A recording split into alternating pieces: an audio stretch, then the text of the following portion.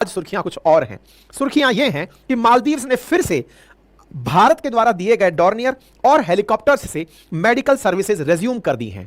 यह कैसे हुआ? वो व्यक्ति जो कि पहले कहा करता था कि मैं भारत को यहां से बाहर निकालूंगा, वो अचानक भारत को धन्यवाद बोलता दिखाई देता है। यह व्यक्ति धन्यवाद भी किसी छोटी मोटी जगह पर नहीं, अपितु अपने देश के इंडिपेंडेंस डे कार्यक्रम में, जो कि हाल ही में 26 जुलाई को पूर्ण हुआ, वहां पर बोलते हुए पाए गए कि हम भारत के शुक्रगुजार हैं जिनकी वजह से ये कार्य पूरे हो रहे हैं।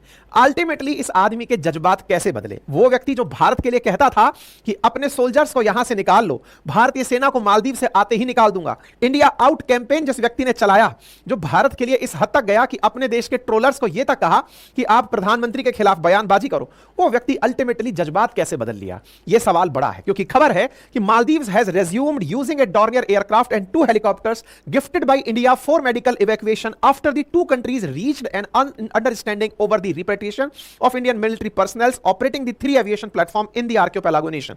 तो साहब बड़ा सवाल अब यह बनता है कि अल्टीमेटली यह सब हुआ कैसे, परिवर्तन कैसे हुआ, जज्बात कैसे पलटे, आफ्टर ऑल ये सारी गतिविधि कैसे पूर्ण हुई, इनके पीछे क्या क्या शामिल था जिसके चलते मुइज्जू तैयार हुए, और अल्टीमेटली वो कौन सा कारक था जिस नस को भारत ने दबा के रखा, और उस दबी हुई नस के चलते मालदीव्स को चाइना की तमाम बातें मानते हुए भी ये कहना पड़ा कि हम भारत के बिना नहीं रह सकते।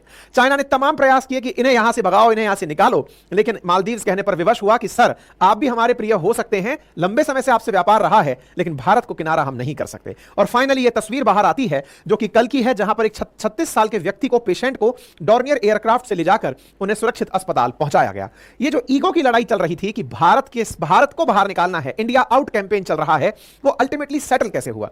आपको याद होगा मैंने शुरुआत में भी बताया था कि मुइज्जू ने कहा कि हमारे यहां पर आप लोग आकर के पूरी तरह से हमारी चीजों पर कंट्रोल कर लिए हैं। ठीक है, इसके लिए उसने तरीका ढूंढा कि क्यों ना भारतीय सेना का नाम लेकर इन्हें बाहर किया जाए।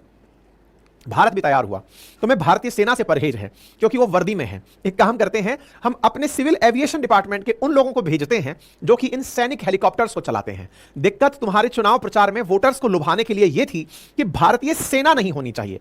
तुम्हारे लोगों को भी सही मायने में यह नहीं पता है कि भारतीय सेना सादी वर्दी में भी हो सकती है, भारतीय सेना में भी इंजीनियर्स होते हैं, भारतीय सेना में भी पायलट्स होते हैं, भारतीय सेना में भी बहुत सारे ऑपरेशंस होते हैं।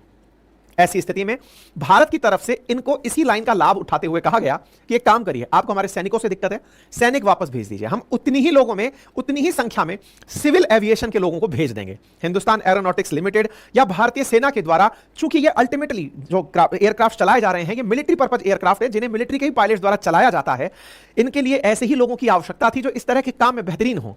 इसी कारण से हमारे हेलीकॉप्टर्स उनके पास भले ही रहे हों, लेकिन इनके यहां की फोर्सेज हमारे इन हेलीकॉप्टर्स को चला ही नहीं पाई।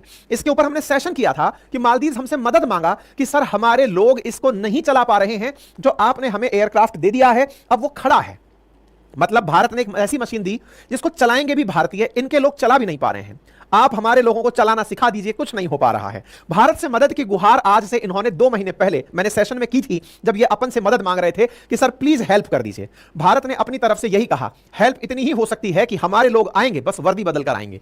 भारत के लोगों को भेजा गया, भारत के लोग यहां पहुंचते हैं और पहुंच करके इस कार्य को उठाते हैं। और आप न्यूज देख सकते हैं कि हद इन लोगों की इतनी हद तक पहुंच गई थी कि लोगों को मरता छोड़ दे रहे थे क्योंकि हवाई जहाज उड़ नहीं रहे थे। तो ऐसी स्थिति में भारत ने फाइनली अपने लोग भेजे, लेकिन इनको इस चीज का एहसास करा के कि हमारे बिना तुम सरवाइव नहीं कर पाओगे। दूसरा बड़ा मुद्दा हुआ बजट 2024। भारत द्वारा हर साल बजट में अपने पड़ोसी मुल्कों को कुछ ना कुछ सहायता राशि दी जाती है। बड़े भैया जैसे छोटे भैया, जैसे पहले अपन लोगों के पिताजी, अगर बचपन में आप छोटे रहे हो, और अभी बहुत सारे लिसनर हो सकता है अभी भी छोटे हो, जिनको घर में ऐसा होता होगा कि पिताजी जब तनख्वाह मिलती है तो कुछ पॉकेट मनी टाइप की चीज देते हैं घर के बच्चों को कि लीजिए